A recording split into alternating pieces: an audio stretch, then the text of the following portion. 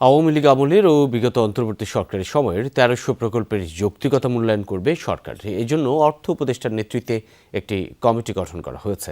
সোমবার ১৯টি প্রকল্প উপস্থাপন করা হলেও বর্তমান সরকারের প্রথম একনেকে অনুমোদন দেওয়া হলো ৫টির।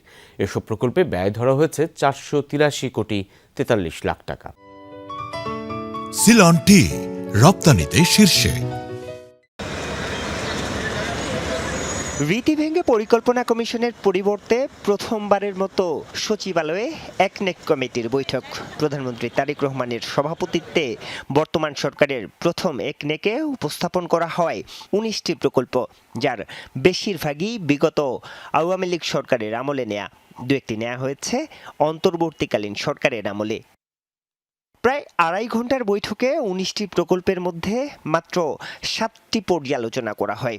এর মধ্যে ৫টি প্রকল্পের অনুমোদন দেয়া হয়েছে, বিবেচনায় রাখা হয়েছে ২টি। অর্থমন্ত্রী জানান, এসব প্রকল্পের অনেকগুলোই অপ্রয়োজনীয়। অনুমোদনের ক্ষেত্রে যৌক্তিকতা বিবেচনায় নেওয়া হয়েছে। যেগুলোর যৌক্তিকতা প্রশ্নবিদ্ধ হতে পারে, এই বিবেচনায় কিছু কিছু রেফার করা হয়েছে, কিছু পাস হয়েছে। যেগুলো প্রকল্প শেষ হয়ে গেছে এগুলো তো আমাদের আর কিছু করার নেই পাশ করা ছাড়া।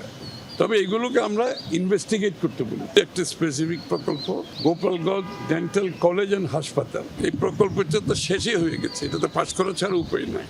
তো এটা আমরা বলেছি একটু ইনভেস্টিগেট করে রিপোর্ট দেওয়ার জন্য।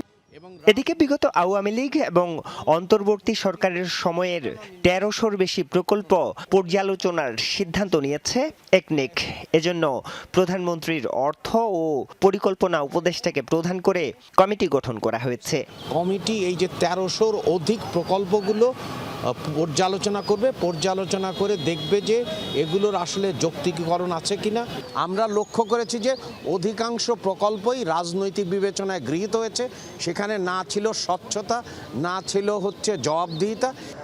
এ কমিটির মূল্যায়নের পর পুরনো প্রকল্পগুলো শেষ করা হবে। এরপরেই বিএনপির ইস্তেহারের সাথে সামঞ্জস্য রেখে গ্রহণ করা হবে নতুন প্রকল্প, জানিয়েছেন অর্থমন্ত্রী। এগুলোর ক্লিনিং প্রসেস শেষ করে ক্রমান্বয়ে আমরা যত দ্রুত সম্ভব বিগত দিনের যে প্রকল্প এগুলোকে আমরা শেষ করতে চাচ্ছি, যেহেতু আমরা নতুন প্রকল্প নিয়ে আসবো আগামী দিনে।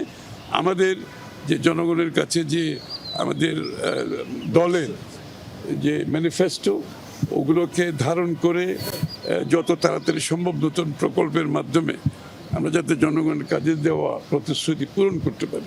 সোমবারের একনেকে উত্থাপিত বাকি প্রকল্পগুলো নিয়ে আগামী সপ্তাহের একনেকে পর্যালোচনা করা হবে। আরিফুর রহমান সবুজ, যমুনা নিউজ, ঢাকা।